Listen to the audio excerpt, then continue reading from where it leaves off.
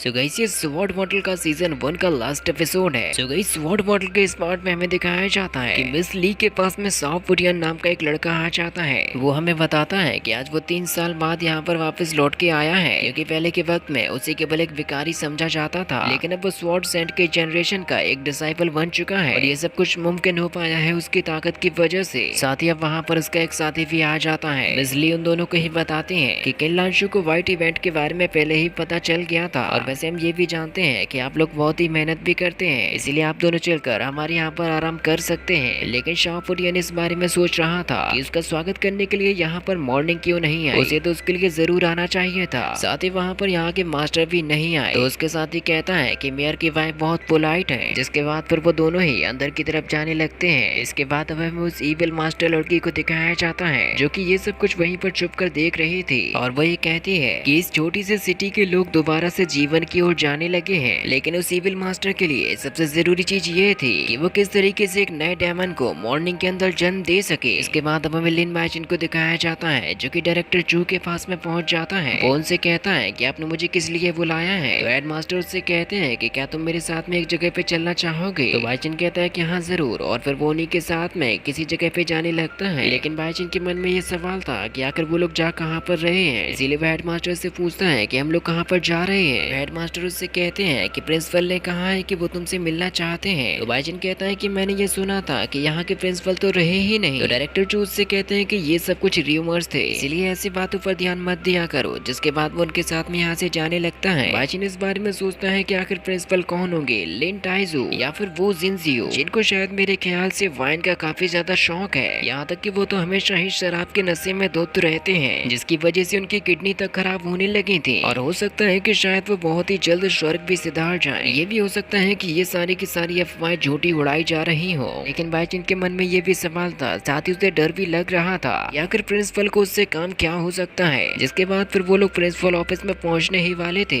अगले ही सीन में हमें मॉर्निंग को दिखाया जाता है। एक जगह पे वही ईविल गर्ल डली हुई दिखाई देती है। उसे ये लग रहा था कि शायद उससे कहीं चोट लग गई है, इसीलिए वो उसको उठाकर पूछती है कि क्या तुम ठीक हो। लेकिन तभी उसको याद आता है कि ये वही लड़की है जो कि उसको बैटल ऑफ द सन में मिली थी। लेकिन तभी वो अचानक से ही अपनी पावर से मॉर्निंग के ऊपर हमला कर देती है, जिनसे बचने के लिए मॉर्निंग दूर भी हटती है। लेकिन वो जो डार्क एनर्जी थी वो उसके ऊपर दोबारा से आ जाती है, और वो मॉर्निंग को पूरी तरीके से जकड़ भी लेती है। और वो ईविल गर्ल मॉर्निंग से कहती है तुम हमारे डेविल के लिए एक नया शरीर बनोगी। यानी कि वो लोग अपने डेविल को मॉर्निंग के बॉडी में लाना चाहते थे। तो मॉर्निंग वहाँ पर उससे पूछती है कि आखिर तुम हो कौन और मेरे साथ में ऐसा कर क्यों रही हो। और वो डार्क एनर्जी धीरे धीरे करके उसके बॉडी में जाने लगती है, और तभी उसकी पुरानी यादें भी ताजा होने लगती हैं, जब वो बाइचिन के साथ में रहा करती थी। और जब वो उससे दोबारा से मिली थी तो बाइचिन ने उससे कहा था कि तुम काफी ब्यूटीफुल हो। लेकिन जब उसने अपने बारे में उसको सच्चाई बताने की कोशिश की थी, तब बाइचिन ने उसको पहचानने से भी इनकार कर दिया था, क्योंकि वो सच में भूल चुका था कि ये कौन है। क्योंकि उसके थर्ड कॉलेज में आने पर उसको कई बार ब्रेन अटैक्स आए थे, इसीलिए उसकी पुरानी यादों में जो कुछ भी था वो सब कुछ भूल भी गया था। मॉर्निंग ने उसको समझाने की, अपने बारे में बताने की काफी कोशिश भी की थी। मॉर्निंग ने उससे कहा था कि तुम हमेशा ही मेरे फेवरेट गाय रहोगे, क्योंकि वो अच्छे तरीके से अपने दम पर खुद को साबित करना जानता है। बाइचिन ने उससे कहा था कि उसे याद भी नहीं है कि उन दोनों के बीच में रिलेशनशिप भी रह चुकी है। उसने कहा था कि वो मॉर्निंग के साथ में तो कभी भी नहीं था। मॉर्निंग ने उसको बार बार और कई बार ये बताने की कोशिश की कि भले ही तुम अपना पास्ट भूल जाओ, लेकिन तुम मुझे मत भुलाना।